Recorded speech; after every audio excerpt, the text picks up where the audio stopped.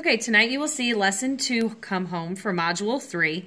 Students will be using the picture representations that we practiced on Monday, where the large box with a line through it represents 100, the skinny rectangle with a bundle through it represents 10, and one line represents 1. So they will use those pictures to show how they would count on from one number to a larger number. I think the only one on their homework tonight they have to do this on is number 4, so I'll just go ahead and show you how to do number 4, and then I will reflect back on the work they did in class for you. So tonight they need to show from 68 to 130.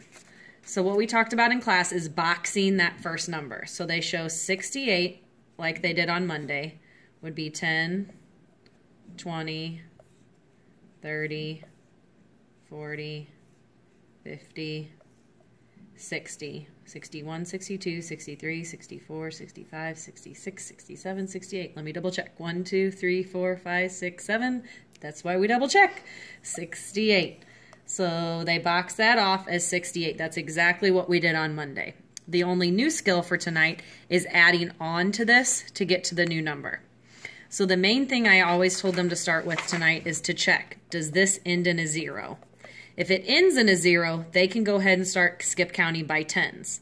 But since this ends in an 8, we're not very good at this age at skip counting if it doesn't end in a 0, so we like to get it to a 0 first.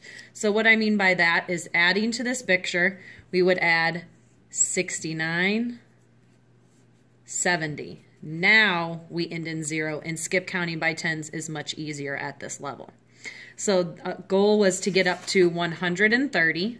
So I'm a little bit out of space there because this one was so large. So I will come down here, but if they can fit it all to the side, that does work a little bit better. So I would add on a 10 now, which would give me 70 plus 10 is 80, 90,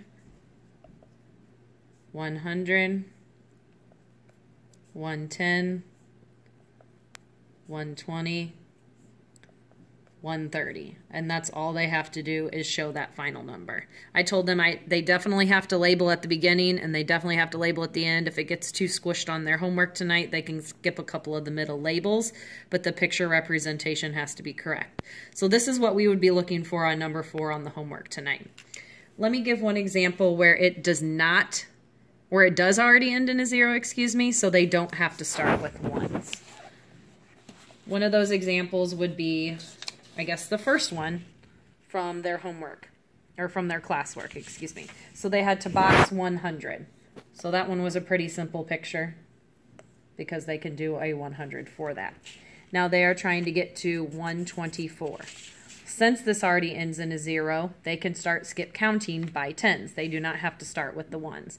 It would be correct if they went ahead and did 4 ones and then tried to skip count on, but we're encouraging them to always get it to end in a 0 first. So I can do my tens. That would be 110, 120, and now I need to get on 4 more ones. 121, 122, 123, 124. And that's what you should have seen on their problem set that they were bringing home. So as the week goes on, I believe tomorrow's lesson, they will just add some more of these hundreds, but it should be the same basic skill on tomorrow night's homework as well. I do want to point out one tricky looking thing on the homework tonight. If you look at number 3, it's not a typical way of skip counting. You're skip counting from ones and then to tens and then back again with ones again. So what they're doing is they're trying to imagine that they had a picture above it. So Sally did some counting. Look at her work. Explain why you think Sally counted this way. So she had started with a box of 176 and she was counting on to get up here. So she wanted to make it end in a 0 first before she started skip counting. So I hope this is helpful. Thank you.